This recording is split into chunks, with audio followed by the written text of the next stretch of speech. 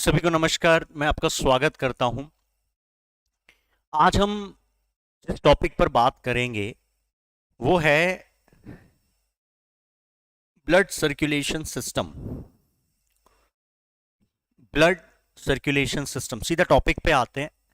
जब हम बात करेंगे ब्लड सर्कुलेशन सिस्टम की, तो उसमें कौन कौन से ऐसा पैरामीटर्स हैं जिस पर हमें बात करनी है। तो उसमें कवर हो जाएगा ब्लड, हमारे शरीर में किस तरीके से ब्लड सर्कुलेट काम करता है, कैसी साइकिल चलती हैं, तो वो भी इसमें कवर हो जाएगी।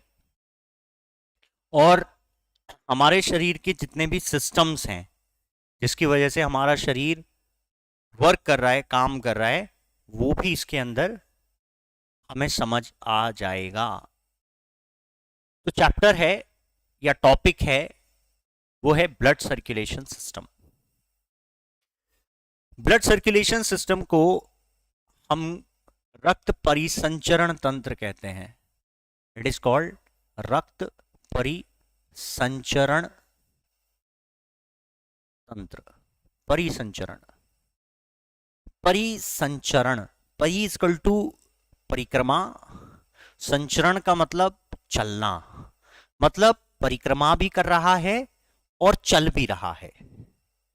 तो ब्लड सर्कुलेशन सिस्टम से संबंधित प्रश्न कैसे आते हैं उनको मद्देनजर रखते हुए हम इस चीज पर चर्चा करने वाले हैं। तो ब्लड सर्कुलेशन सिस्टम, जिसमें ब्लड का अर्थ हो गया रुधिर, रक्त, खून, है ना, इसको आप रक्त कह सकते हैं, और सिस्टम जिसको हम बोलते हैं तंत्र। तो हमारे शरीर के अंदर पाए जाने वाले बहुत सारे सिस्टम्स जो हमारे शरीर को सुचारू रूप से काम करने के लायक बनाते हैं, किसी इंडिविजुअल ऑर्गेनिज्म को इस लायक बनाते हैं कि उसका जीवन सुचारू रूप से चलता रहे, उसमें बहुत महत्वपूर्ण भूमिका निभाता है blood circulation system.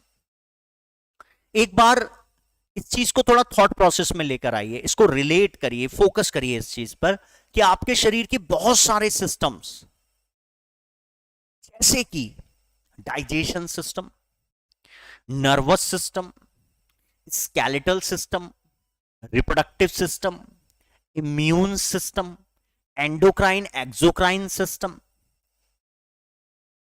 Excretion system, respiration system, ये हमारे शरीर के अंदर के जितने भी सिस्टम्स हैं वो सारे सिस्टम को एसेंशियल चीजों की सप्लाई करने का काम ये सिस्टम करता है। ये सिस्टम करता है ब्लड सर्कुलेशन सिस्टम।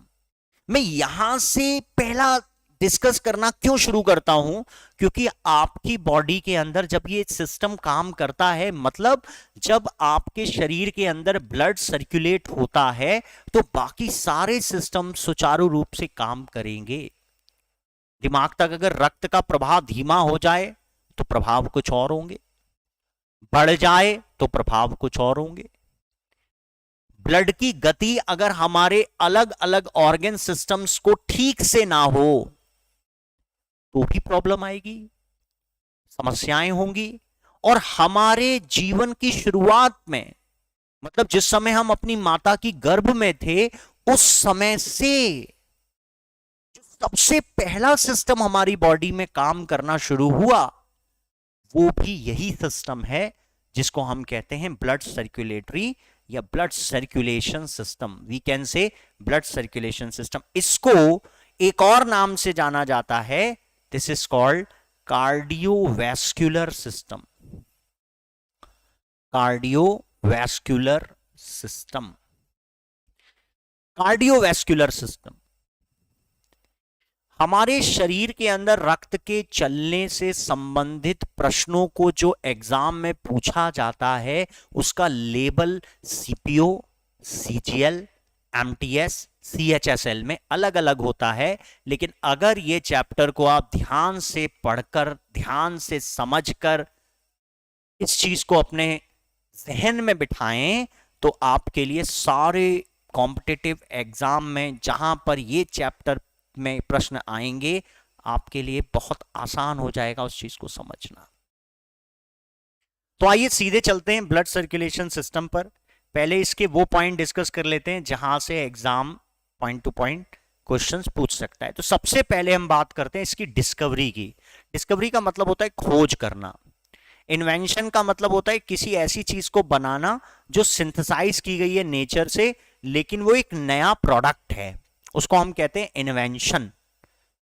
बल्ब की खोज, तो बल्ब प्रकृति का हिस्सा नहीं है, कैमरा प्रकृति का हिस्सा नहीं है, माइक्रोफोन प्रकृति का हिस्सा नहीं है, लेकिन प्रकृति के प्रोडक्ट से ही सिंथेसाइज किया गया है। हमारे जीवन में हमने जो कुछ भी अचीवमेंट्स किए हैं उसको संश्लेषित किया है, उसे एब्स्ट्रैक्ट किया है, उसे प्राप्त किया है हमने प्रकृति से, और अपने हिसाब से हमने अपने काम के हिसाब से हमने उसको अपने तरीकों से चेंज कर लिया, ढाल लिया, सिंथेसाइज कर लिया।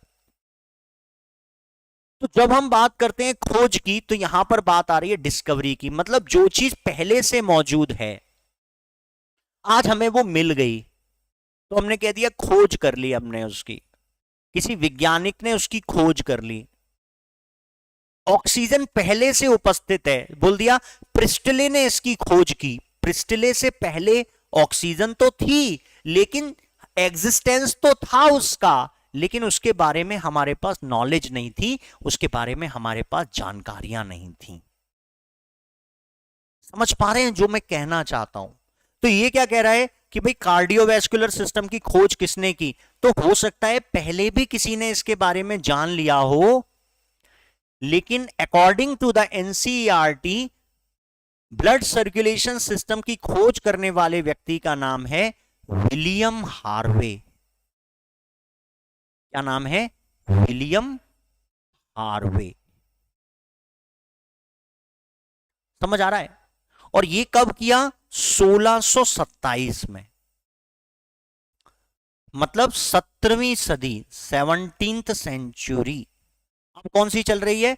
21वीं सदी। इसका क्या मतलब है? इसका मतलब यह है, क्या इससे पहले हमारे शरीर, हम किसी को पता ही नहीं था कि शरीर में खून चलता है? पता होगा, लेकिन हमारा प्रश्न जो पूछे जाते हैं, जो हमारा बेस बनाता है, वो एक ग्रंथ नहीं है, वो कोई वैदिक किताबें नहीं है, वो सिलेबस का हिस्सा है, एनसीईआरटी का हिस्सा है। और उसमें जो चीज डिनोट की गई है, उसमें जो चीज मेंशन की गई है, उसमें जो चीज लिखाई गई है, वही चीज हमारे क्वेश्चंस का आंसर बनेगी। हो सकता है किसी ऋषि ने, किसी महर्षि ने, किसी और शिक्षाविद ने इसके बारे में जानकारी ली हो, लेकिन उस कंडीशन को अगर हम समझे तो 17th सेंचुरी में विलियम हार्वे के द्वारा इसकी खोज की गई थी, अकॉर्डिंग टू एनसीईआरटी। ठीक है, अब इन्होंने क्या बोला? ब्लड सर्कुलेशन सिस्टम को चलाए रखने के लिए 3 पार्ट्स महत्वपूर्ण हैं। 3 पार्ट्स कौन कौन से? हमारे शरीर के 3 पार्ट्स हैं। हमारा हृदय, हमारा रुधिर, और रुधिर जिसमें चलता है जिसे कहते हैं वेसल्स, वाहिनियां। तो रुधिर किस में चलेगा? वेसल्स में। भाई खून को चलने के लिए जो रास्ता है वो वाहिनियां हैं। चला कौन रहा है? उसको पंप कौन कर रहा है? हमारा हृदय पंप करता है। ब्लड क्या है? ब्लड हमारे शरीर में रक्त जो है वो एक टिश्यू की तरह से काम करता है। टिश्यू, पहले कोशिका है, कोशिका से ऊपर आते हैं टिश्यूज, कोशिका से, कोशिका के मिलने से, कोशिका के समूह को टिश्यू कहते हैं, तंतु या ऊतक। हमारा शरीर ट्रिलियंस ऑफ कोशिकाओं से बना है, असंख्य कोशिकाओं से बना है, लेकिन उनके टाइप्स हैं 200 टाइप्स। इनके प्रकार हैं 200, जिसमें सबसे ज्यादा सेल्स इन्वॉल्व हैं हमारे ब्लड को बनाने के लिए, हमारे ब्लड को बनाने के लिए। तो यहां पर अगला क्या है? वेसल्स। वेसल्स का मतलब है वाहिनियां, वाहिनियां जिसमें रक्त चलेगा। चलाएगा कौन? हार्ट। चलेगा क्या? ब्लड। किसमें चलेगा? वेसल्स में। किसने कहा? इसी को तो कहते हैं कार्डियोवैस्कुलर सिस्टम। ये किसने कहा? ये कहा विलियम हार्वे ने। उन्होंने एक और चीज कही कि रक्त जो हमारे शरीर में चलता है वो दोहरा रक्त परिसंचरण है। कैसा है? डबल है, डबल ब्लड सर्कुलेशन सिस्टम, दोहरा रक्त परिसंचरण। हृदय में अगर संरचना के अनुसार देखें, हृदय की स्ट्रक्चर के हिसाब से देखें तो हमारा हृदय का स्ट्रक्चर ऐसा है कि उसमें 2 बार रक्त प्रवेश करता है और 2 ही बार रक्त निकलता है। एंट्रेंस और एग्जिट मतलब दोनों तरफा से। अब ये कैसा है इसके स्ट्रक्चर से समझेंगे। और दूसरा, ये एक क्लोज सर्किट है। सर्किट का मतलब होता है परिपथ। It is close circuit.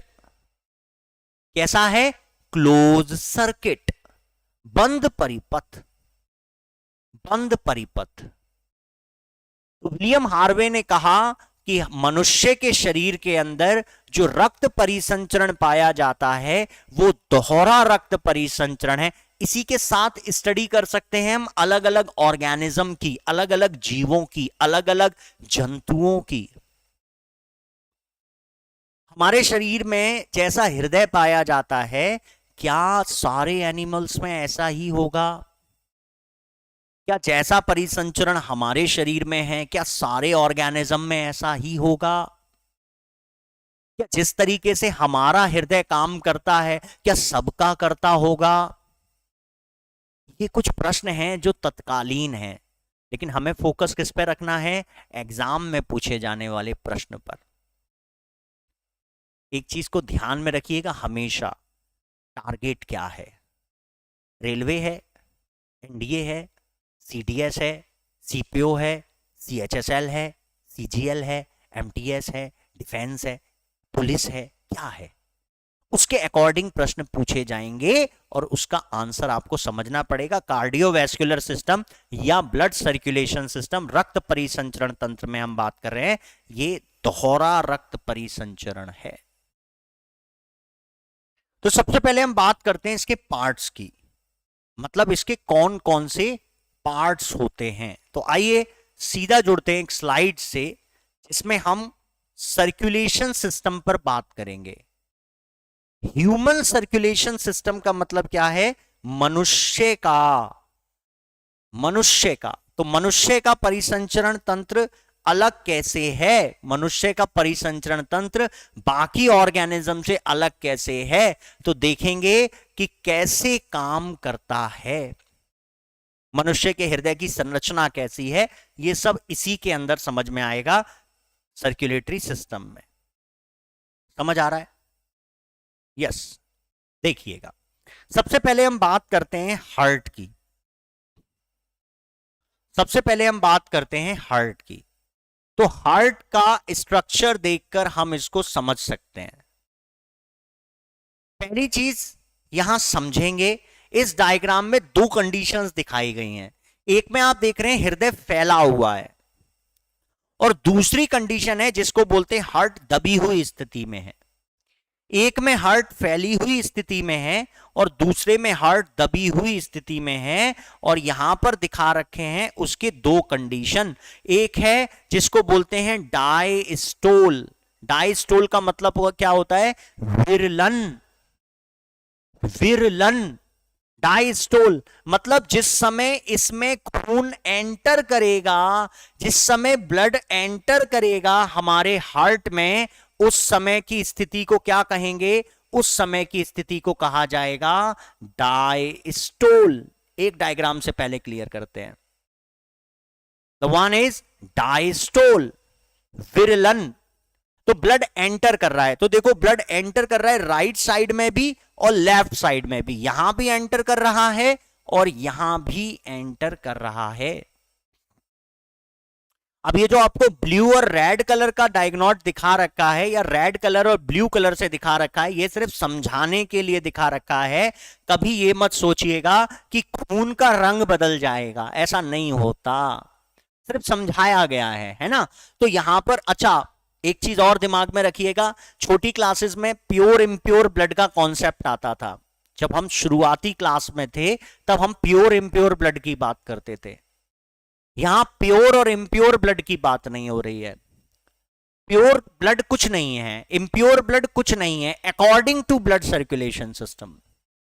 वैसे तो हो सकता है लेकिन इसके अनुसार नहीं है। इसमें ऑक्सीजनेटेड और डीऑक्सीजनेटेड ब्लड है, ऑक्सीजन वाला और बिना ऑक्सीजन वाला। पहले समझते हैं राइट साइड और लेफ्ट साइड पोर्शन कौन से हैं। तो देखिएगा, जैसे मैं आपके समक्ष खड़ा हूं, ये मेरा राइट हैंड है, तो ये right side of the heart है। राइट हार्ट को बीच में से सेपरेट किया गया, ठीक है, ये बीच में से सेपरेट किया गया, ये पट्टी लगी है इसके बीच में एक, इसको बोला जाता है सेप्टम। इसको, ये जो बीच में पट्टी लगा दी है, इसको बोला जाता है सेप्टम। सेप्टम का मतलब होता है इसको अलग करने वाला, मतलब राइट साइड वाला ब्लड का पार्ट लेफ्ट वाले के साथ मिक्स ना हो जाए। लेफ्ट वाले साइड का जो ब्लड है वो राइट में मिक्स ना हो जाए और राइट वाला लेफ्ट के साथ मिक्स ना हो जाए। तो बीच में एक पट्टी लगी है जिसको बोलते हैं सेप्टम। अगर ये बीच में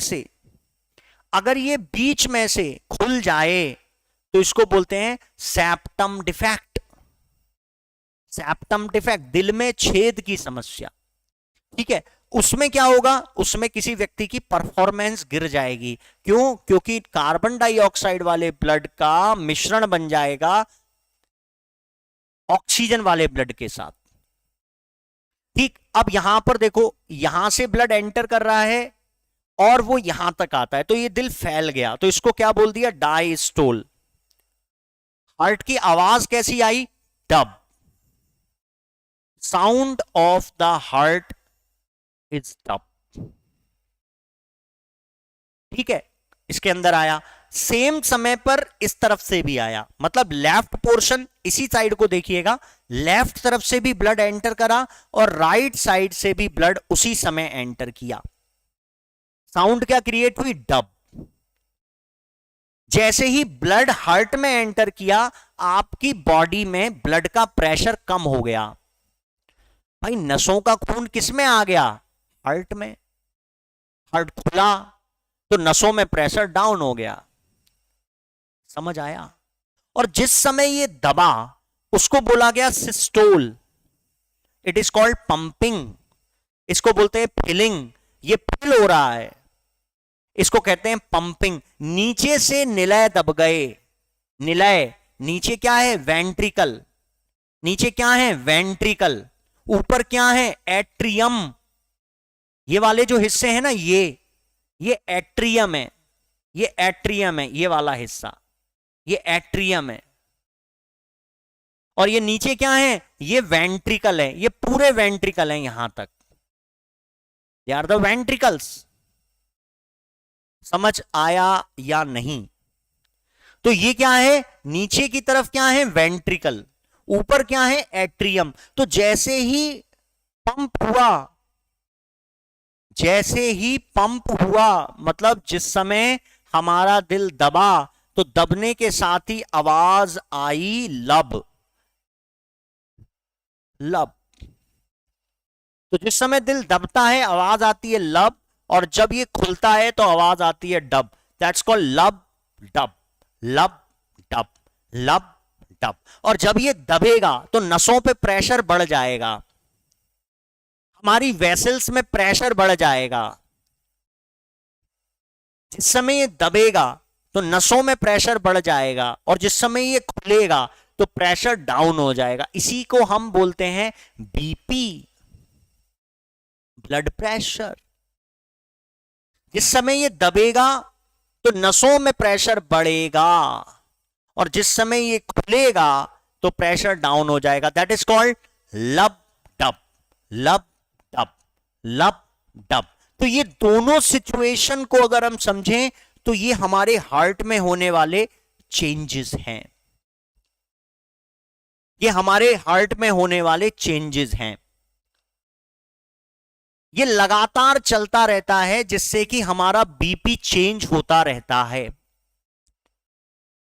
120 80, 120 80, 120 80। एक नॉर्मल व्यक्ति का, एक हेल्दी व्यक्ति का, एक अडल्ट व्यक्ति का, एक स्वस्थ व्यक्ति का ब्लड प्रेशर होगा 120 80 mmHg, 120 80 mmHg। mmHg का मतलब क्या है? Millimetre mercury, mmHg।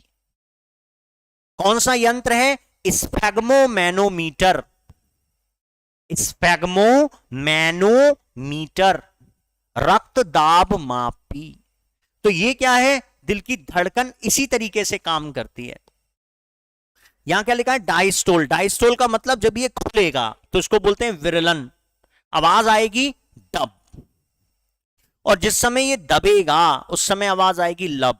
प्रेशर हो जाएगा नसों में 120, नसों में प्रेशर हो जाएगा 120। देखो एरो कहां आ रहा है? एरो आ रहा है यहां पर, और ये जो पूरा हिस्सा है इसे बोलते हैं आयोर्टा। आयोर्टा का मतलब होता है महाधमनी, आयोर्टा, आयोर्टा का मतलब होता है महाधमनी। तो जिस समय ये ब्लड आयोर्टा में जाएगा तो कौन सी साइड से जाएगा? लेफ्ट साइड से, समझ रहे हैं? और जब इधर से जाएगा, राइट साइड से जाएगा, तो जाएगा पल्मोनरी आर्टरी में। कहां जाएगा? पल्मोनरी आर्टरी में। समझ रहे हैं या नहीं? Pulmonary artery, this is called pulmonary artery. देखो यहां से भी जा रहा है और यहां से भी जा रहा है। भाई फेफड़े कितने हैं? 2 हैं। तो यहां जैसे ही ब्लड बाहर निकलेगा तो वो पल्मोनरी आर्टरी में जाएगा। कौन सी साइड से? Right side of the heart. भाई दिल राइट और लेफ्ट में बटा किसकी सहायता से है? बीच में एक पट्टी लगी हुई है जिसको हम सेप्टम कहते हैं, सेप्टम, जो कि राइट साइड हार्ट का पार्ट अलग रखती है और लेफ्ट साइड वाला पार्ट अलग रखती है। तो जब ये पल्मोनरी आर्टरी में जाएगा तो कहां जाएगा? फेफड़ों की तरफ जाएगा। और जब ये आयोर्टा में जाएगा तो कहां जाएगा? हमारी बॉडी की तरफ जाएगा। आयोर्टा क्या है? हमारे शरीर की सबसे बड़ी धमनी, जो आगे चलकर और धमनियों में बट जाती है। समझ रहे हैं? यस। उसके बाद जब ये ब्लड वापस आएगा, एंटर करेगा, तो कहां से आएगा? ये आएगा फेफड़ों की तरफ से, pulmonary vein. Pulmonary vein, pulmonary का मतलब क्या है? फुफ्फुस या फेफड़े वाली शिरा, पल्मोनरी वेन्स। तो ये ब्लड एंटर करेगा। कौन सी साइड में आएगा? लेफ्ट साइड में आएगा। जब वेन से आएगा तो पल्मोनरी वेन से, तो कौन सी साइड में आएगा? लेफ्ट साइड में, लेफ्ट साइड में आएगा। और जब ये राइट साइड की तरफ आएगा तो कहां से आएगा? वेना कैवा से। That's called vena cava, it is called vena cava. 2 तरह की वेना कैवा होती हैं। एक होती है एंटीरियर, एंटीरियर का मतलब होता है जो हमारे शरीर में नीचे की तरफ से आए, उसे कहते हैं एंटीरियर या इंफीरियर, ठीक है। और दूसरा है पोस्टीरियर, जिसे कहते हैं सुपरफिशियल। पोस्टीरियर का मतलब होता है सुपरफिशियल, जो शरीर में नीचे की तरफ से जाए। और एक ऊपर की तरफ से, यानी कि ऊपर की तरफ से आएगा सुपरफिशियल, नीचे की तरफ से आएगा तो इंफीरियर वेना कैवा। तो पूछा जाए सबसे बड़ी शिरा कौन सी है, तो वेना कैवा, और वेना कैवा में भी सबसे बड़ी कौन सी है, इंफीरियर है, जो हमारे पैरों की तरफ से आती है, इंफीरियर वेना कैवा। ठीक है, तो ये हो गया हमारे हार्ट का डायग्राम, जिसके अंदर हमने आपको डिस्कस कर दिया कि किस तरीके से इसके अंदर चेंजेस आते हैं, किस तरीके से चेंजेस आते हैं। तो जिस समय दिल धड़क रहा होगा तो साउंड क्या क्रिएट होगी, लब डब। क्या साउंड क्रिएट होगी, लब डब। समझ रहे हैं, दैट्स कॉल्ड लब डब। और जिस समय दिल दबी हुई अवस्था में होगा उसको बोला जाएगा सिस्टोल, दैट्स कॉल्ड सिस्टोलिक। और जिस समय खुली हुई अवस्था में होगा उसको बोलेंगे डायस्टोल, विरलन, फिलिंग। जब दिल भर रहा है खून से तो उसको डायस्टोल कह देते हैं। सेक्शन समझ लिए। ऊपर वाला जो ये वाले हिस्से हैं ये क्या है, ये ऊपर वाले हिस्से हैं ये क्या है, ये है एट्रियम। और नीचे वाले हिस्से हैं जिन्हें हम बोलते हैं वेंट्रिकल। वेंट्रिकल का मतलब होता है निलय। तो ये राइट साइड वाला है, ये लेफ्ट साइड वाला है, ये राइट साइड वाला है, ये लेफ्ट साइड वाला है। क्या, ventricle. This is called ventricle, ventricles या वेंट्रिया। इसे वेंट्रिया भी कहा जाता है, वेंट्रिया। और ऊपर वाले क्या है, एट्रिया या एट्रियम। इनको ऑरिकल भी कह देते हैं। समझ आया या नहीं, यस, समझ आया। तो ये हो गए हमारे हार्ट के इंटरनल स्ट्रक्चर, जैसे कि जब वो फंक्शनेट होता है, जिस समय वो काम कर रहा होता है। तो दो चीजें हमारी कवर हो गई हार्ट में। तो अब हार्ट में और क्या क्या चीजें जो क्वेश्चनिंग में बनती हैं, जैसे कि जो हार्ट है वो एक विशेष मांसपेशी से बना होता है, जिस मांसपेशी को कहा जाता है कार्डियक मसल। अच्छा, एक चीज, कई बार स्टूडेंट क्या बोलते हैं, सर आपने इंग्लिश में बता दिया। तो बहुत सारी चीजें ऐसी हैं जिसको हिंदी में बोला ही नहीं गया, क्योंकि वो इंग्लिश वर्ड नहीं है। बायोलॉजी, अब आप इसको बोल दो जीव विज्ञान, तो जीव विज्ञान आप बायोलॉजी को नहीं, लाइफ साइंस को बोल रहे हो। बायोलॉजी तो एक ग्रीक वर्ड है। एनिमल स्टडी को आप जंतु विज्ञान कहते हो, animal science. Zoology is zoology, just like paracetamol is paracetamol. Paracetamol को अगर मैं बोलूं, बताओ हिंदी में क्या बोलते, तो पैरासिटामोल तो पैरासिटा है, वो तो उसका केमिकल नेम है, रासायनिक नाम है। Dengue is dengue, malaria is malaria, उसके कोई डिफर नेम नहीं है। क्यों नहीं है, क्योंकि वो वास्तविक तौर पर हिंदी या इंग्लिश वाले वर्ड नहीं है। समझ आया या नहीं, यस। तो यहां पर हमने क्या बोला, कार्डियक, कार्डियक मसल से बना है, कार्डी बहुत मजबूत मांसपेशी। स्टडी ऑफ हार्ट क्या कहलाती है, स्टडी ऑफ हार्ट कहलाती है cardiology. Cardiology is the branch of the medicines. Cardiology is the branch of the medicines as well as the part of biology. हृदय की संरचना, हृदय से संबंधित आकार, हृदय से संबंधित बीमारियां, हृदय से संबंधित अध्ययन, ये सब कार्डियोलॉजी में आता है। हार्ट कैसे काम करता है, हार्ट में क्या स्ट्रक्चर्स होते हैं, हार्ट किस टाइप का होता है, हार्ट की आउटर में सरफेस में स्ट्रक्चर कैसा है, उसकी कौन सी लेयर चढ़ी हुई है, हार्ट के इंटरनल कोई बीमारी आ जाए, हार्ट से संबंधित ये सारे अध्ययन कार्डियोलॉजी के अंतर्गत आते हैं। कार्डियोलॉजी, हृदय का विज्ञान क्या कहलाता है, आंसर इज कार्डियोलॉजी। समझ आया या नहीं, कार्डियो से याद रखिएगा, जितनी भी एक्सरसाइज कार्डियो एक्सरसाइज होती हैं, जल्दी जल्दी चलना, जंप करना, रस्सी कूदना, दौड़ लगाना, ट्रेडमिल पे चलना, ये सब चीजें कार्डियो एक्सरसाइज में आती हैं। वो रस्सी लेकर इस तरीके से करते हैं कार्डियो एक्सरसाइज, हार्ट से संबंधित। रोज आपको 35 मिनट कम से कम चलना चाहिए, तेज तेज brisk walk. It's good for your heart. जिस तरीके का परिवेश में हम जी रहे हैं, जिस सदी में हम जी रहे हैं, आपको लगातार पिछले 2-4 सालों से सुनने में आ रहा होगा कि बहुत कम उम्र में लोगों को हार्ट अटैक आ रहा है। उसका रीजन है इनएक्टिविटी और हमारी डाइट। कई लोग अपने शरीर को आर्टिफिशियली ज्यादा स्ट्रांग दिखाने के लिए कुछ ऐसी सब्स्टिट्यूट्स का इस्तेमाल कर रहे हैं, कुछ ऐसे स्टेरॉइड्स का इस्तेमाल कर रहे हैं जिसकी वजह से हार्ट पर इफेक्ट पड़ रहा है। डायबिटीज भी हार्ट को कमजोर बना देती है। तो हम यहां बात कर रहे हैं कार्डियोलॉजी। अच्छा, फिर आता है इसका साइंटिफिक नेम, तो हमने बोल दिया cardiogram, scientific name of the heart, it is cardiogram.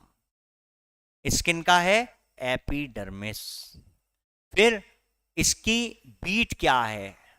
Heart beat. Heart beat, beat का मतलब होता है स्पंदन। तो 1 मिनट में दिल धड़क रहा है एक नॉर्मल स्वाभाविक एक व्यक्ति का near about 72 BPM beats per minute. जो छोटा बच्चा होगा, नवजात बच्चा होगा, जो तुरंत का पैदा हुआ बच्चा है, उसका लगभग 150 तक चला जाता है। आपकी सांस लेने की गति 16 है, 1 मिनट में 16 बार आप सांस लेते हैं नॉर्मली, सामान्यतः। एक वयस्क व्यक्ति नॉर्मली 16 बार सांस लेता है, जबकि एक छोटा बच्चा 32 से 35 बार सांस लेता है। शरीर छोटा है, ऑक्सीजन की सप्लाई ब्लड के अंदर है, शरीर के ऑर्गन ज्यादा ऑक्सीजन डिमांड कर रहे हैं। ऑक्सीजन डिमांड के लिए फेफड़े जल्दी काम कर रहे हैं, जल्दी जल्दी चल रहे हैं, ब्लड सर्कुलेशन तेज है, ऐसे में दिल की धड़कन भी तेज है और सांस लेने की गति भी तेज है। ठीक है, तो इसको बोल देंगे इन्फेंट, नवजात बच्चा, उसको क्या बोलते हैं? इन्फेंट कहते हैं। समझ आया? यस। अब क्वेश्चन बोला जाए कि हार्ट में कितने चैम्बर्स होते हैं? हार्ट में कितने चैम्बर्स होते हैं? तो अभी हमने पढ़ा, डायग्राम से देखा, कितने चैम्बर्स होते हैं? एट्रियम्स कितने हैं? तो एट्रियम की संख्या कितनी है? 2, लेफ्ट एट्रियम और राइट एट्रियम, लेफ्ट एट्रियम और राइट एट्रियम। और वेंट्रिकल्स कितने हैं या वेंट्रिया कितने? वेंट्रिया भी 2, लेफ्ट वेंट्रिकल और राइट वेंट्रिकल। राइट इस तरफ होता है, अगर आप कहो तो मैं इसको दोबारा से वैसे ही लिख दूं जिस कंडीशन में लिखा है ना। बीच में सेप्टम लगा हुआ है, क्या लगा है? सेप्टम। सेप्टम से डिस्ट्रीब्यूट कर देते हैं, सेप्टम की वजह से डिस्ट्रीब्यूट कर देते हैं, अलग कर देते हैं। जैसे इधर आ जाता है राइट एट्रियम और राइट वेंट्रिकल, इधर आ जाता है लेफ्ट एट्रियम और लेफ्ट वेंट्रिकल। अलिंद, अब कई बोलेंगे सर नहीं इंग्लिश में बताया, अलिंद और निलय, अलिंद और निलय। ठीक है, समझ आ रहा है? जब ये खुलता है, फिलिंग हो रही है, डायस्टोल, विरलन, दोनों तरफ से एक साथ ब्लड एंटर करता है, दोनों तरफ, और दोनों तरफ से एक साथ निकलता है। इसी को कहते हैं दोहरा रक्त परिसंचरण, डबल। एंटर भी करेगा तो एट्रियम की सहायता से करेगा, और जब निकलेगा तो वेंट्रिकल की सहायता से निकलेगा।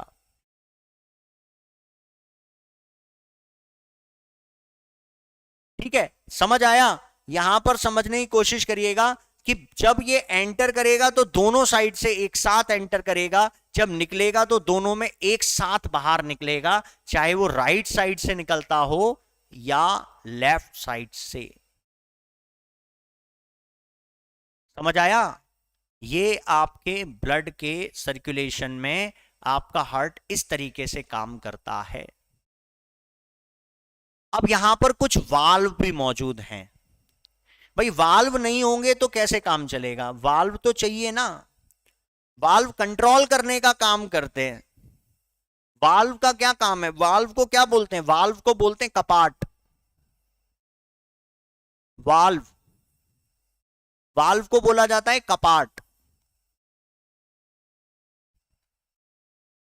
जैसे मैं जिस रूम में पढ़ा रहा हूं, इस रूम के अंदर कोई एंट्री ना करे तो मैंने गेट बंद कर लिए हैं। गेट बंद कर लिए तो गेट क्या है, वाल्व है। समझ रहे हैं। आपकी बाइक में, चाहे वो ट्यूबलेस बाइक हो या ट्यूब वाली हो, उसके अंदर हवा भरने के लिए एक नोजल होती है। उस नोजल की सहायता से आप प्रेशर के द्वारा हवा भरते हैं अपनी गाड़ी की ट्यूब में। ट्यूब में हवा भरते हैं। तो जब वो हवा उसमें एंटर करती है तो अंदर कोई ऐसा सिस्टम लगा हुआ है, जिस सिस्टम की सहायता से, कोई ऐसा तकनीक लगा हुआ है जिसकी सहायता से हवा उसमें लॉक हो जाती है, और वो तकनीक वाल्व सिस्टम है। एक सिंपल सा वाल्व। कई बार होता है कि कई लोग उसके अंदर हवा भरते हैं और वो उसी जगह से लीक होने लगती है, तो वो मैकेनिक क्या क्या कहता है, कहता है आपके ट्यूब का वाल्व, नोजल में वाल्व खराब हो गया है, वाल्व खराब हो गया है, फट गया है वाल्व। फुटबॉल में हवा भरते हैं, अगर हवा उसी जगह से निकलने लगे बोलते हैं वाल्व खराब हो गया है इसका। गैस के सिलेंडर में गैस, उसमें से नोजल में से गैस लीक हो रही है, बोलते हैं वाल्व फेल हो गया है इसका। तो वाल्व का काम क्या होता है, वाल्व का काम होता है उस चीज को कंट्रोल करना, रोकने का काम करता है वाल्व। तो वाल्व होते हैं चार, कुछ नाम अलग अलग भी हैं इसके। ठीक है, जैसे एक वाल्व है जिसका नाम है ट्राइकस्पिड। ट्राइकस्पिड, तिमुख द्वार। तो जब हमारे राइट साइड से ब्लड एंटर करेगा तो ट्राइकस्पिड ओपन हो जाएगा। देखो इसका एक और नाम है, ठीक है, इनको एंट्री वेंट्रिकल वाल्व भी बोला जाता है। मतलब जिस समय ब्लड अंदर आएगा तो बोल देंगे एंट्री वेंट्रिकल वाल्व। ये दोनों वाल्व, इधर वाला भी और इधर वाला भी, इधर वाला वाल्व भी और इधर वाला वाल्व भी, तो क्या बोल दिया, एंट्री वेंट्रिकल वाल्व। मतलब वेंट्रिकल में आने के लिए एंट्री मिलेगी जब ये वाल्व खुलेंगे। और ये जो ऊपर वाले वाल्व हैं इनको बोल दिया semi lunar valve. Lunar, Luna का मतलब क्या होता है, लूना का मतलब होता है चंद्रमा। सेमी लूनर, आधे चांद जैसे, सेमी लूनर वाल्व कौन से होते हैं बताता हूं। तो जो ट्राइकस्पिड वाल्व है, इसके साथ यहां पर एक और वाल्व है जिसको बोला बायकस्पिड। ये वो वाल्व हैं जिनके खुलने से ब्लड एंटर करेगा हमारे वेंट्रिकल्स में, वेंट्रिकल्स में, एंटर इन द वेंट्रिकल। और वेंट्रिकल में जब ये एंटर करेगा तो इसको क्या बोल दिया गया, इसको बोल दिया गया atrioventricular valve. Atrioventricular valve किसमें एंटर कर रहा है, हमारे हार्ट के वेंट्रिकल्स में, हार्ट के वेंट्रिकल्स में। तो ट्राइकस्पिड से ब्लड अंदर आएगा, बाइकस्पिड से ब्लड अंदर आएगा। तो ये किस साइड में है, लेफ्ट साइड में है, और ये किस साइड में है, ये राइट साइड में है। समझ आया। तो ये क्या हो रहा है, ब्लड अंदर आ रहा है। कहां से आ रहा है उसकी बात बाद में, ब्लड अंदर आ रहा है। एक साथ अंदर आ रहा है। हार्ट की पोजीशन क्या है? हार्ट की पोजीशन है फिलिंग। हार्ट में क्या हो रही है? हार्ट में हो रही है फिलिंग, भर रहा है। उसको क्या बोल दिया? उसको बोल दिया systole. Oh, that's not systole, it is called diastole. Systole नहीं, डायस्टोल, जब ब्लड एंटर कर रहा है। ठीक है, उसके बाद ब्लड बाहर निकलेगा। बाहर निकलेगा तो सेमीलूनर वाल्व से बाहर जाएगा। सेमीलूनर कौन कौन से हैं? सेमीलूनर वाल्व हैं, एक तो पल्मोनरी, पल्मोनरी, पल्मोनरी से क्या होगा? पल्मोनरी वाल्व से क्या होगा? पल्मोनरी वाल्व से ब्लड बाहर जाएगा। और कहां जाएगा? फेफड़ों की तरफ। तो क्या बोल दिया? Pulmonary valve. सर्किट दो होते हैं, सर्किट के बारे में भी चर्चा करेंगे। ठीक है, तो पल्मोनरी वाल्व। ठीक, उसके बाद इधर लेफ्ट साइड में एक और वाल्व है, उसे बोला आयोर्टिक वाल्व। कौन सा वाल्व है? आयोर्टिक, आयोर्टिक वाल्व। आयोर्टिक वाल्व किधर खुलता है? आयोर्टा की तरफ। आयोर्टिक वाल्व किधर खुलता है? आयोर्टा की तरफ। आयोर्टा महाधमनी। आयोर्टिक वाल्व,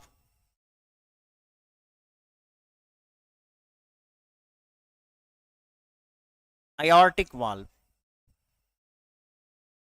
हम उस वाल्व की बात कर रहे हैं जो अयोर्टा की तरफ खुलता है। मतलब हमारे हार्ट से जब ब्लड निकलता है लेफ्ट साइड से, तो वो अयोर्टा में ब्लड भेजता है, यानी कि हमारे महाधमनी में ब्लड प्रवेश करता है और आगे चल के वही महाधमनी पूरी बॉडी में ब्लड सर्कुलेट कराने में हेल्प करती है। कैसे करती है उसको हम डायग्राम से समझेंगे। पहले ये समझना, वाल्व कितने हो गए? 4 हो गए। ट्राइकस्पिड, बाइकस्पिड एक साथ खुलते हैं, और एयोर्टिक और पल्मोनरी एक साथ खुलते हैं। जिस समय एयोर्टिक खुला हुआ होगा उस समय बाइकस्पिड बंद हो जाएगा, और जिस समय बाइकस्पिड खुला हुआ होगा पल्मोनरी बंद हो जाएगा और ट्राइकस्पिड खुल जाएगा। डायग्राम में दोबारा देखिएगा, इसी को ऐसे ही दिखाया गया है। यहां पर देखिएगा कि ये वाला वाल्व जिस समय खुला हुआ है उसी समय पर ये वाला वाल्व भी खुला हुआ है। ठीक है, ये दोनों वाल्व एक साथ ओपन हो रहे हैं, और जिस समय ये वाला वाल्व खुला हुआ है उस समय ये वाला वाल्व भी खुला हुआ है, और ये दोनों वाल्व बंद हैं। ये बंद है, ये भी बंद है। तो ये कौन सा है? ये ट्राइकस्पिड है। और ये कौन सा है? ये बाइकस्पिड है। Tricuspid, bicuspid, pulmonary, aortic. ठीक है, क्या समझे? यस, ट्राइकस्पिड, बाइकस्पिड, इसको मिट्रल भी बोला जाता है। ये कैसा है? एंट्री वेंट्रिकल वाल्व, ब्लड अंदर आता है इससे। Tricuspid, bicuspid, pulmonary, aortic, pulmonary, aortic. Blood बाहर जाता है इससे। लेफ्ट साइड से जब ब्लड बाहर जाता है तो वो हमारी बॉडी के विभिन्न ऑर्गन की तरफ जाता है। समझ आया क्या? डायग्राम से समझते हैं। यस, नेक्स्ट देखिएगा, ये पूरे डायग्राम के अंदर यही चीज बताई गई है कि किस तरीके से हार्ट से जब ब्लड निकलता है। देखो, इसमें जो रेड कलर दिखा रखा है ये अयोर्टा का दिखा रखा है। अयोर्टा, महाधमनी। और महाधमनी आगे चल के बढ़ती चली जाती है, पेट की तरफ जा रही है तो एब्डोनोमिनल, एब्डोनोमिनल, एब्डोनोमिनल का मतलब होता है जो एब्डमन की तरफ आए। एब्डमन क्या होता है? उदर। इसको पूरे को उदर कहते हैं, एब्डोनोमिनल। ठीक है, अब यहां पर क्या है? Branchial artery. ब्रांचियल जैसे आपके हाथों में डिस्ट्रीब्यूट हो जाती है, नसें बट जाती हैं, अंदर की तरफ हैं ये। आर्टरीज मसल्स के नीचे होती हैं और वेन्स ऊपर होती हैं। ठीक है, उसके बाद है रेनल आर्टरी। रेनल का मतलब होता है किडनी की तरफ जो जा रही है, जो किडनी की तरफ जा रही है। रेनल आर्टरी देखो अलग, इससे एक पाइपलाइन अलग से ले रहा है। लाल वाला हिस्सा देखना, लाल वाला। अब हाथ में देखो, अल्नर, अल्नर का मतलब होता है अल्ना की तरफ। अल्ना ये हड्डी है ना, ये नीचे वाली, इसमें दो हड्डियां होती हैं, ऊपर है रेडियस, नीचे है अल्ना। तो अल्ना की तरफ है अल्नर आर्टरी, और जो ऊपर की तरफ होती है उसे बोलते हैं रेडियल आर्टरी। रेडिया या रेडियस इस हड्डी को कहते हैं। नीचे एक हड्डी है, इसे अल्ना कहते हैं, ऊपर है रेडियस, दो हड्डियां होती हैं हमारी बाह में आगे की तरफ। तो ये हो गई रेडियल आर्टरी। समझ पा रहे हैं? कॉमन इलियक आर्टरी, इलियक मतलब इलियम बोन, हमारी ये जो हिस्सा है, इसे जो कमर वाला हिस्सा होता है उसे बोलते हैं इलियम, इलियक आर्टरी। समझ में आ रहा है? एक्सिलरी, एक्सिलरी ये वाली यहां पर axilla, it is called axilla, axis, axillary, this is called axillary artery. और ये सब आर्टरी किसमें से ब्लड सप्लाई लेती हैं? आयोर्टा में से। आयोर्टा किससे ब्लड सप्लाई लेती है? हार्ट से। हार्ट से कौन सप्लाई लेता है? आयोर्टा। और आयोर्टा क्या करती है? ब्रांचेस में बट जाती है। ये सब आर्टरीज लिखी हुई हैं यहां पर देखो। External and internal carotid artery ऊपर की तरफ सप्लाई आ रही है हमारे क्रेनियम की तरफ। क्रेनियम का मतलब है कपाल। दिमाग किसमें सुरक्षित होता है? कपाल में। इट इज कॉल्ड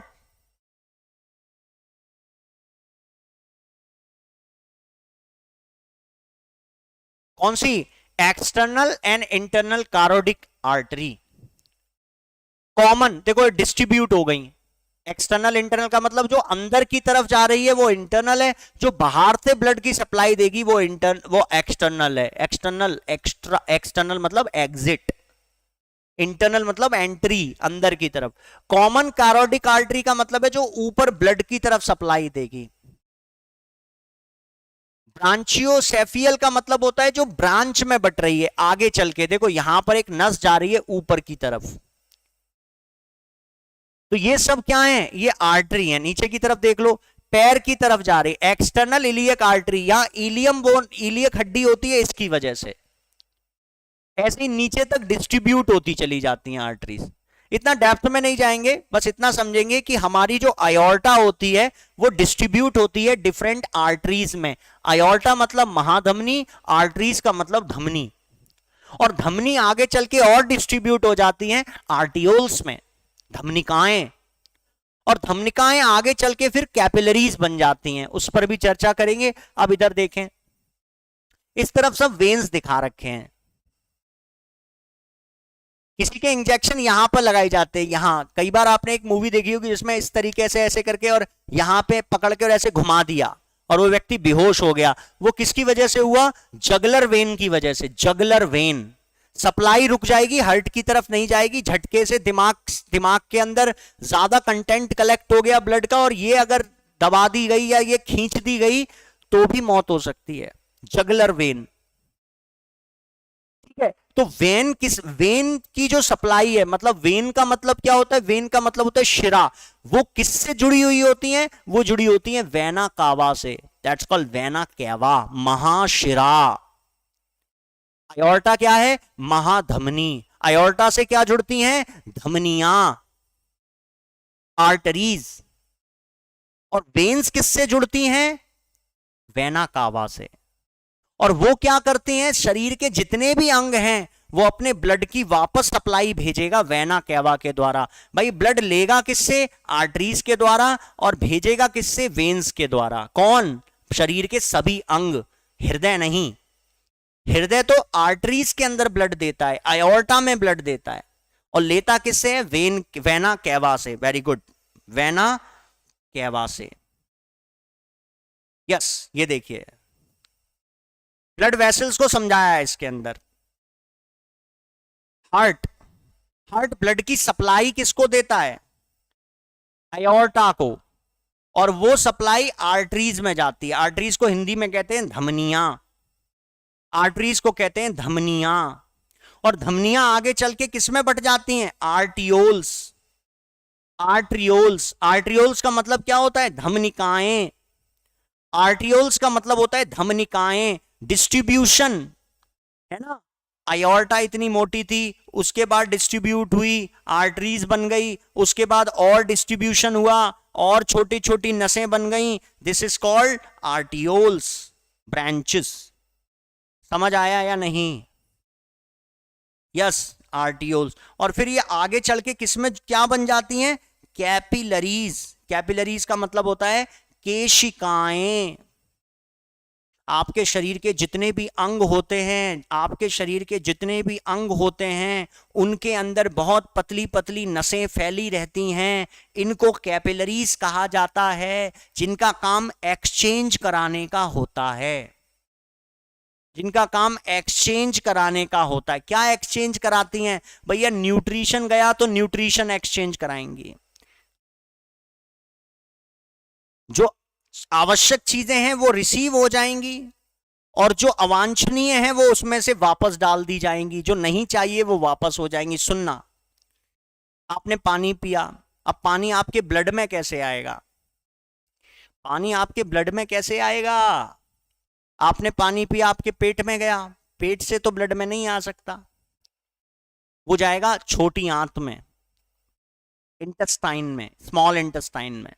और जब स्मॉल इंटेस्टाइन में जाएगा तो वहां मौजूद होंगी विलीज, रसा अंकुर, डाइजेशन सिस्टम में पड़ेंगे, और उनके अंदर फैली रहती हैं कैपिलरी। उनके अंदर फैली रहती हैं कैपिलरी, और वहां से ब्लड के अंदर पानी चला जाएगा, न्यूट्रिशन चला जाएगा, दवाइयां चली जाएंगी। जो भी चीज आप कंज्यूम करेंगे, अगर वो आपके रक्त में जानी है तो कैपिलरीज के थ्रू जाएगी। आपने सांस लिया, आपके फेफड़ों में हवा गई, हवा जाने के बाद उसमें से ऑक्सीजन आपके ब्लड में कैसे जाएगी? क्योंकि आपके फेफड़ों में भी फैली हुई हैं कैपिलरी। आपकी किडनी में भी है कैपिलरी। कैपिलरी क्या होती हैं? गुच्छे होते हैं। और फिर आगे चल के ये जुड़ जाते हैं वेन्योल से। एक तरीके से मान के चलेंगे, वेन्योल्स का मतलब है शिरिकाएं। जैसे कि आपके हाथों में बहुत पतली पतली नसें होती हैं, हर नस के अंदर इंजेक्शन नहीं लगाया जाता। डॉक्टर ध्यान से इस तरीके से करता है, एक नस फूल जाती है और वो जो नस फूलती है वो वेन है, और जो उसमें उसके अंदर ब्लड को देने का काम करती हैं। बिल्कुल ऐसे मानना, बहुत छोटी छोटी नदियां हैं, बहुत छोटी छोटी नदियां हैं, वो जाकर एक बड़ी नदी से जुड़ जाती है। बस वही चीज है कि कैपिलरी बहुत एक्सचेंज कर रही है, बहुत गुच्छा जैसा है, वो वेन्योल से जुड़ा हुआ है, वेन्स में गया, वेन से गया वेना कावा में।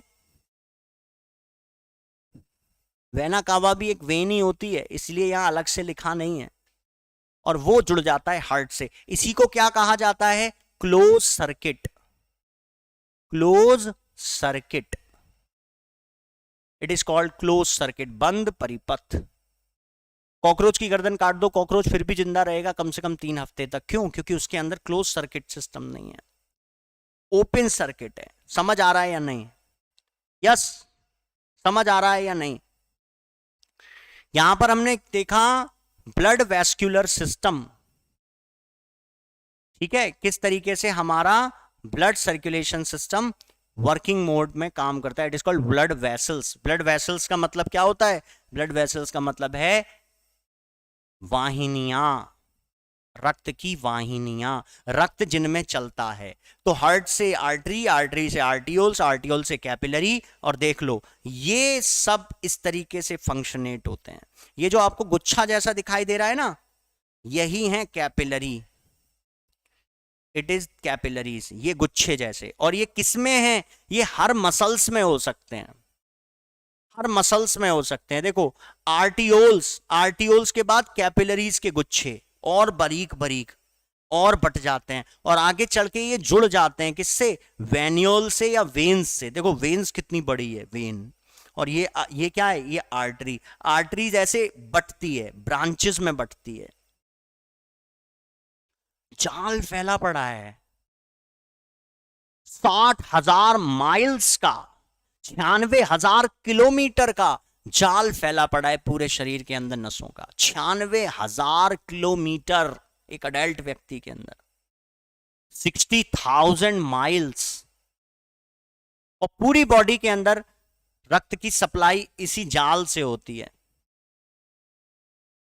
समझ आया? यस। नेक्स्ट देखिएगा। अब आर्टरीज, वेन्स और कैपिलरीज में डिफरेंस क्या होते हैं, ये आएगा इंग्लिश में, समझा दूंगा हिंदी में। यस, आर्टरीज, वेन्स और कैपिलरीज में क्या डिफरेंस है। सबसे पहले देखते हैं आर्टरीज। आर्टरीज को देखते हैं। इलास्टिक मस्कुलर वॉल, यानी कि ये कैसी हैं, लचीली होती हैं, और उनकी जो दीवारें होती हैं वो मस्कुलर्स होती है, मांसपेशियों से बनी हुई हैं। Muscular wall.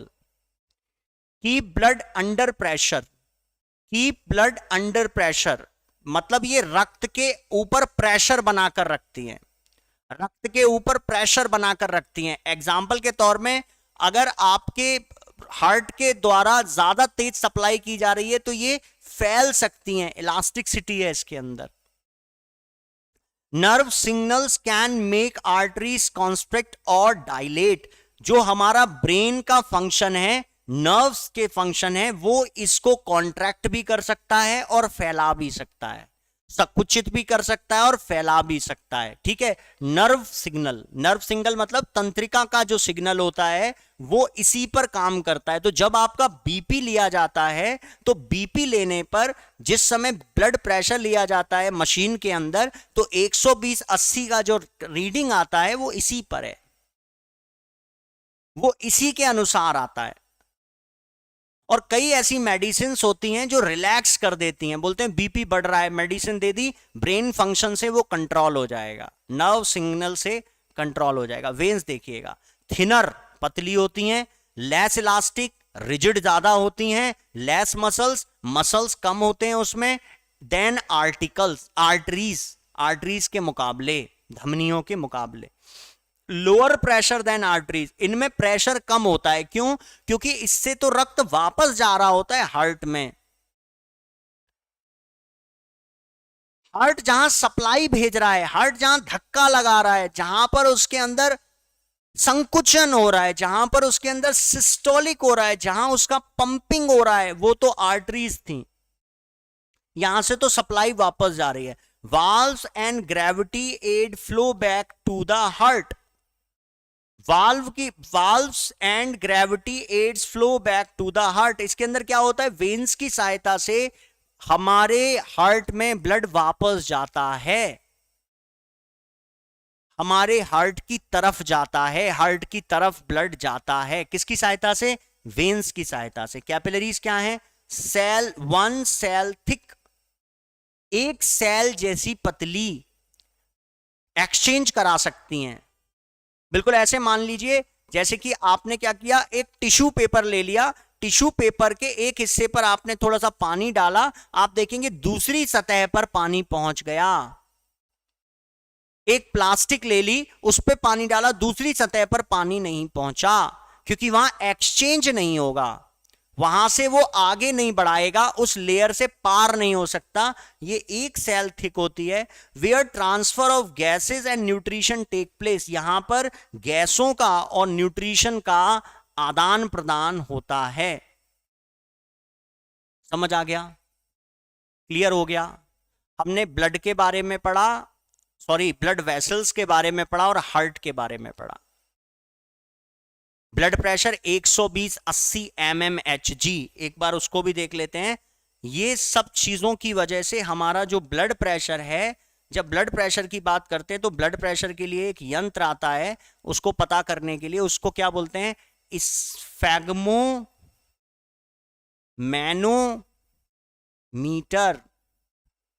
स्फेग्मो मैनोमीटर, इसको क्या बोलते हैं? रक्त दाब मापी, रक्त दाब मापी।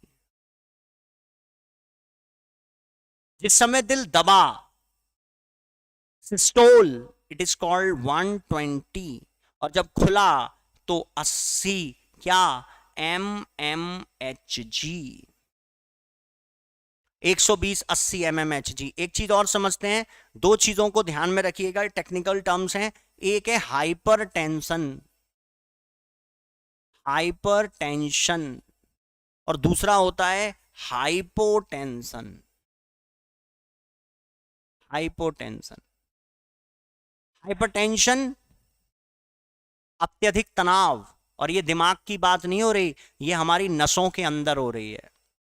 हमारी आर्टरीज में, सुनना, हमारी आर्टरीज में, हमारी आर्टरीज में जब रक्त को चलने के लिए जगह कम मिले, ये अंदर से कैसी हो गई, सख्त हो गई। कुछ भी कारण हो सकते हैं, कोलेस्ट्रॉल बढ़ गया हो, स्मोक करने की वजह से भी ऐसा हो सकता है। तो अंदर खून की सप्लाई, अंदर जो खून चलेगा उसको चलने के लिए रास्ता कम मिलेगा, जिसकी वजह से हाइपर टेंशन हो जाएगा, जिसकी वजह से हाइपर टेंशन हो जाएगा। और जब नसों में दबाव कम हो जाए किसी के कारण, एक तो दबाव इसके अंदर बढ़ गया, प्रेशराइज बहुत ज्यादा हो गया, तो हाइपर टेंशन हो गया। और दिल धीरे धड़कने लग जाए तो हाइपोटेंशन हो गया, तो उसको बोला गया हाइपोटेंशन, बीपी लो चला जाएगा। और दोनों ही स्थिति डेंजरस हैं। अगर किसी को ज्यादा समय तक हाइपोटेंशन रहे तो ऐसे में उसके दिमाग तक ब्लड की सप्लाई धीमी होने की वजह से उसके ब्रेन का फंक्शन, काम करना कम हो जाता है। शरीर के विभिन्न अंगों तक रक्त की सप्लाई का प्रेशर कम होने की वजह से उसके ऑर्गन्स डैमेज हो सकते हैं। क्लोज सर्किट समझ आया। अब एक चीज यहां पर और रह जाती है, जिसको हमने बोला कि दो सर्किट पाए जाते हैं। कैसे सर्किट पाए जाते हैं? देखो भाई, हार्ट जो है वो पूरी बॉडी में ब्लड सप्लाई करता है और बॉडी से रिसीव भी करता है। तो जब ये करता है तो आर्टरीज की सहायता से ब्लड बाहर निकालता है, और जब ये लेता है तो वेन्स की सहायता से ब्लड वापस लेता है। इसी को क्या कह देते हैं? सर्किट। और ये कैसा सर्किट है? क्लोज सर्किट है, क्लोज सर्किट। अब इस सर्किट को समझने के लिए कि दो टाइप के सर्किट कौन से होते हैं, हमें ये समझना पड़ेगा कि हार्ट में जो सप्लाई आती है, एक तो लंग्स की तरफ से आती है, लंग्स की तरफ से। तो लंग्स से हार्ट की तरफ आई और हमारे शरीर की तरफ सप्लाई पहुंची। तो कैसे होगा? लंग्स से जब हार्ट की तरफ आएगी तो हार्ट उसे बॉडी की तरफ भेज देगा, और बॉडी से जब हार्ट की तरफ आएगी तो हार्ट से लंग्स की तरफ जाएगी। इसी को बोल देते हैं डबल सर्कुलेशन सिस्टम। हार्ट में इधर से भी ब्लड आया, इधर से भी ब्लड आया। इधर से जब एंटर किया तो किससे किया? बाइकस्पिड। और इधर से एंटर किया तो किससे किया? ट्राइकस्पिड। जब निकला इधर से तो किधर से निकला? पल्मोनरी। और ये ऊपर क्या है? लंग्स। इसी को पल्मोनरी सिस्टम भी कहते हैं। कभी आपको अगर पल्मोनरी की अभी कभी आप डिपार्टमेंट में जाएं, किसी बड़े अस्पताल में जाएं और बोले मेरे को पल्मोनरी डिपार्टमेंट में जाना है, तो वो बोलेगा फेफड़ों वाला डिपार्टमेंट। पल्मोनरी का मतलब क्या है? फेफड़ों वाला department. Pulmonology study is the study of lungs. तो ये ऊपर वाला जो सर्किट है, यस, ये वाला जो सर्किट है, इसको बोला जाता है पल्मोनरी सर्किट। इसको कहते हैं पल्मोनरी सर्किट। और जो ये नीचे वाला सर्किट है, इसे बोलते हैं systemic circuit. It is called systemic circuit. समझ आया क्या? ऊपर पल्मोनरी सर्किट, नीचे सिस्टेमिक। और ये दो सर्किट हो गए। पल्मोनरी मतलब फेफड़े वाला, इसको बोलते हैं फुफ्फुस। फुफ्फुस मत समझना, फुफ्फुस, फुफ्फुस, दैट्स कॉल्ड फेफड़े। शरीर के सारे अंग, ब्लड सप्लाई जब भी ली जाएगी तो इस साइड में कैसा ब्लड होगा? ऑक्सीजन युक्त। और इस तरफ कैसा ब्लड होगा? कार्बन डाई युक्त। इसको क्या बोल देंगे? छोटी क्लास में इसी को प्योर बोल देते हैं, इसको इम्प्योर बोल देते हैं। जबकि प्योर इम्प्योर का संबंध फेफड़ों से या रक्त से नहीं है। प्योरिटी इम्प्योरिटी किसी और चीज पर निर्भर करती है। इसे बोल देते हैं ऑक्सीजनेटेड, ऑक्सीजनरेटेड या ऑक्सीजनेटेड ब्लड। और इसको कह देते हैं डीऑक्सीजनरेटेड। समझ आया? जहां ऑक्सीजन है वो ऑक्सीकृत, जहां नहीं है वो डीऑक्सीकृत। हार्ट समझ आया? ब्लड सर्कुलेशन सिस्टम में क्लोज सर्किट समझ आया? हमारे शरीर के अंदर ब्लड सर्कुलेशन सिस्टम कैसे काम करता है समझ आया? डायग्रामेटिक फॉर्म से समझ आया? अब जो नेक्स्ट टॉपिक पर हम चर्चा करने वाले हैं वो है ह्यूमन ब्लड और ब्लड ग्रुप। ह्यूमन ब्लड और ब्लड ग्रुप, उसके लिए आप नेक्स्ट वीडियो देखेंगे, उसमें आपको ये चीजें समझ आएंगी। थैंक यू वेरी मच, मिलेंगे अगले लेक्चर में। जय हिंद।